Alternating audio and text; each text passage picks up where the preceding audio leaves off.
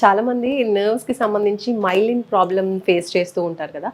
First of all ఈ myelin problem అంటే ఏంటి? ఇది అసలు రావడానికి రీజన్స్ ఏంటంటారు? మైలిన్ షీత్ అంటాం. మైలిన్ అంటే ఏంటంటే fatty protein based insulating layer అంటాం అన్నమాట.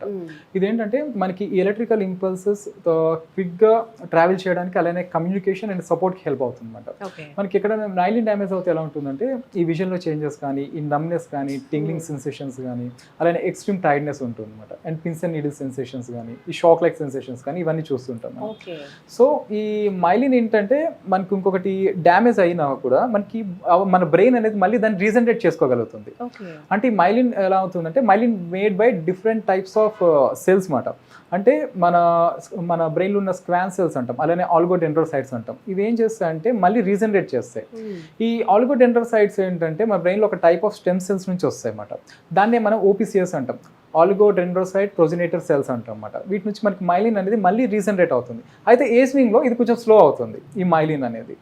సో ఇక్కడ ఏమవుతుంది, మనకి ఈ డిస్క్ కంప్రెషన్స్, నర్వ్ కంప్రెషన్స్ క్రానిక్గా ఉన్నప్పుడు, హెర్నియేషన్స్ ఉన్నప్పుడు ఒక్కొక్కసారి మైలిన్ డ్యామేజ్ అయ్యే ఛాన్సెస్ ఉంటాయి అన్నమాట. ఈవెన్ నర్వస్ సిస్టమ్ ఇష్యూస్లో కానీ, డయాబెటిక్ న్యూరోపతిలో కానీ, అదర్ హెల్త్ డిసీజెస్లో కానీ ఈ మైలిన్ ఒక్కొక్కసారి డ్యామేజ్ అవుతుంది, మనకి బ్రెయిన్ డిసీజెస్లో కానీ. సో మనకి ఏమవుతుందంటే మనకి ఎక్కువ ప్రాబ్లం ఉన్నప్పుడు ఈ మైలిన్ రీజనరేట్ అవ్వడం అనేది స్లో అయిపోతుంది అనమాట. అందుకే పేషెంట్స్కి చెప్తాం అన్నమాట, పాజిటివ్ థింకింగ్ చేయండి అండ్ మైండ్ కామ్గా ఉంచుకోమని చెప్తాం. ఎందుకంటే నెగిటివ్ థింకింగ్ ఎక్కువగా ఇరిటేటింగ్ ఉన్న పేషెంట్స్లో ఏమవుతుందంటే ఈ మైలిన్ అనేది తొందరగా రీజనరేట్ అవ్వదు.